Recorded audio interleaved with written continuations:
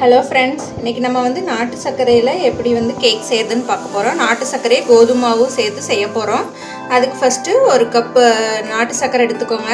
இதை நம்ம தண்ணி ஊற்றி கரைச்சிக்கணும் அடுப்பில் வச்சு. இப்போ ஒரு கப் நாட்டு சர்க்கரை ஒரு பாத்திரத்தில் ஆட் பண்ணிட்டேன். கூடவே ஒரு கப் தண்ணி ஆட் பண்ணிக்கோங்க.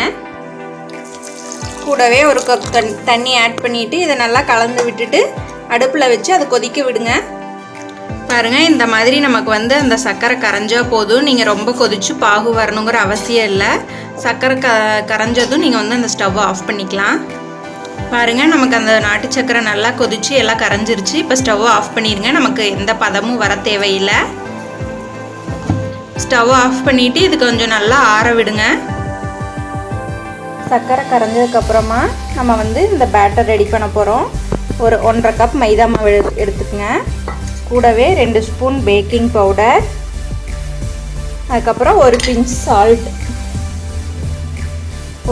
சால்ட் ஆட் பண்ணிவிட்டு இதை நம்ம கட்டி இல்லாமல் நல்லா சலிச்சு எடுத்துக்கிறோம்.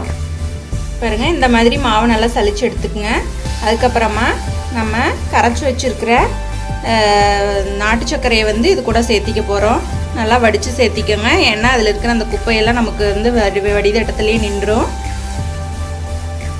கூடவே ஒரு 2 ட்ராப் வெண்ணிலா எசன்ஸ் ஆட் பண்ணிக்கோங்க. அப்போ தான் நமக்கு அந்த கேக் ஸ்மெல் நல்லா வரும். சரி, இது எல்லாத்தையும் சேர்த்து கலந்து விடுங்க.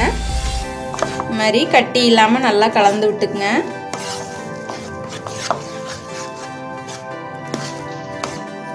கூட ஒரு 1/2 டம்ளர் பால் ஆட் பண்ணிவிட்டு நல்லா கலந்து விட்டுருங்க.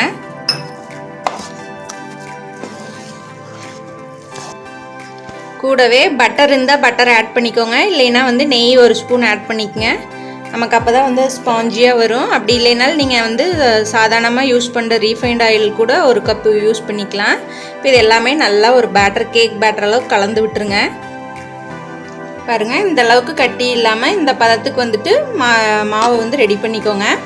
உங்கள்கிட்ட கேக் டின் இருந்தால் கேக் டின் எடுத்துக்கோங்க. அப்படி இல்லைன்னா ஏதோ ஒரு பாத்திரத்தில் வெண்ணெயோ அல்லது நெய் ஏதோ ஒன்று க்ரீஸ் பண்ணிக்கோங்க. இந்த மாதிரி க்ரீஸ் பண்ணிவிட்டு இப்போ அந்த பேட்டர் இது கூட ஊற்றிடுங்க. இப்போ இந்த பாத்திரத்தில் ஊற்றிட்டு இந்த மாதிரி நல்லா தட்டி விட்டுக்கோங்க. அப்போ தான் உள்ளே எந்த பபிள்ஸ் இருந்தாலும் நமக்கு அது சரியாயிடும். இப்போ நான் ஒரு பேனில் இந்த மாதிரி ஒரு ஸ்டாண்டு வச்சுருக்கேன். நான் இதில் தான் பேக் பண்ண போகிறேன். நீங்கள் குக்கரில் பேக் பண்ணுறதுனாலும் பரவாயில்ல. அதை முன்னாடியே ப்ரீ ஹீட் பண்ணிக்கணும். ப்ரீ ஹீட் பண்ணால் தான் நமக்கு கேக் நல்லா உப்பி வரும். இப்போ நமக்கு அந்த கேக் பேட்டர் இதுக்குள்ளே ப்ளேஸ் பண்ண போகிறோம். இந்த மாதிரி அந்த கேக் பேட்டரை ப்ளேஸ் பண்ணிவிட்டு நம்ம இதை க்ளோஸ் பண்ணி வச்சிடலாம். இந்த மாதிரி க்ளோஸ் பண்ணி ஒரு 45 மினிட்ஸ் ஸ்லோ ஃப்ளேம்லேயே வேக விடுங்க. ஒரு 45 மினிட்ஸ்க்கு அப்புறம் பாருங்கள், நமக்கு நல்லா அது உப்பி வந்திருக்கு கேக்கு. இப்போ இப்படி ஒரு ஸ்டிக் வச்சு குத்தி பாருங்கள்.